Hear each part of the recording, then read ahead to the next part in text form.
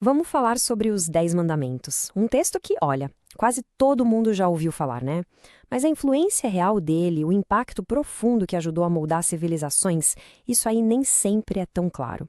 E aí fica a pergunta, né? Em um mundo que mudou tanto, que virou de cabeça para baixo tantas vezes, qual é o lugar de um código de mais de 3.000 anos? Será que ele ainda tem algo a dizer? Bom, vamos mergulhar nisso. Porque a jornada dessas palavras, desde o Monte Sinai até os tribunais e debates filosóficos de hoje, é simplesmente fascinante.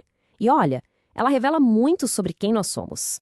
Então, este é o nosso mapa. A gente vai explorar a história e a estrutura dos mandamentos, o impacto deles na lei, como o cristianismo reinterpretou tudo isso e, no final, pensar sobre qual é o legado deles hoje. Para começar, é importante entender uma coisa. Os mandamentos nunca foram só uma lista de pode e não pode. Eles são, na verdade, um verdadeiro marco na história da humanidade. Olha só essa linha do tempo. De um evento lá no deserto, eles se tornam um pilar da filosofia medieval com Tomás de Aquino, acabam influenciando as leis no Ocidente e continuam super relevantes nas discussões de hoje. A persistência desse texto ao longo de milênios é, uau, impressionante. Agora, vamos dar uma olhada no conteúdo em si. O que estava escrito nessas tábuas tão famosas e como é que elas se organizam? Aqui estão eles, direto do livro de Êxodo. E sabe, embora pareçam simples e diretos, o contexto e a estrutura por trás deles são muito, muito mais profundos. E aqui a gente entra num ponto super importante.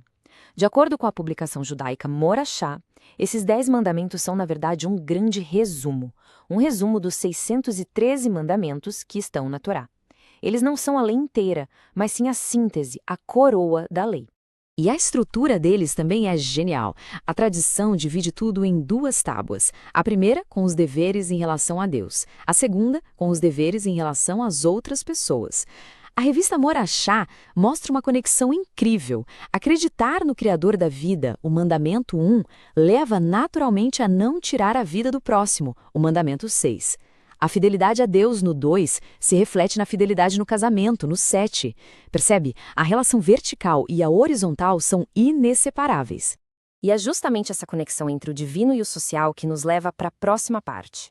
Como é que essas instruções, que eram religiosas, acabaram virando princípios para a lei secular? A ponte filosófica para isso é o conceito de lei natural. Fonte como a revista da UCPEL e análises sobre Tomás de Aquino explicam que é a noção de que a própria razão humana consegue perceber uma ordem moral básica no mundo, uma ordem que, para muitos, é um reflexo da vontade divina. E isso não é só teoria não, veja esse exemplo que o artigo da USPTEL traz. A instrução não matarás encontra um eco claríssimo no nosso Código Penal. A linguagem muda, de um mandamento para um artigo de lei, mas o princípio de proteger a vida continua lá, firme e forte. E essa citação é brilhante. Ela mostra um ponto fundamental. Os mandamentos não são só proibições para criar uma sociedade passiva que fica na sua. Pelo contrário, são convites à ação para construir ativamente uma comunidade justa. Não é só sobre evitar o mal, mas sobre promover o bem. Agora, no cristianismo, a interpretação ganha novas camadas e o debate fica bem complexo. A grande questão é: a lei do Antigo Testamento ainda vale para os cristãos? Esse versículo aqui é o centro de toda a discussão. Quando Jesus diz que não veio para abolir, mas para cumprir a lei, ele abre um universo de interpretações teológicas. Exato. Essa é a pergunta de $1 milhão. Cumprir significa que a lei acabou porque ele a completou, ou significa que ele a levou à sua expressão máxima, ao seu propósito final? Para responder a isso, uma estrutura teológica bem influente, atribuída a teólogos como Augustus Nicodemos, divide a lei em 3 partes. As leis cerimoniais e civis, que eram bem específicas para o antigo Israel, teriam sido cumpridas e encerradas.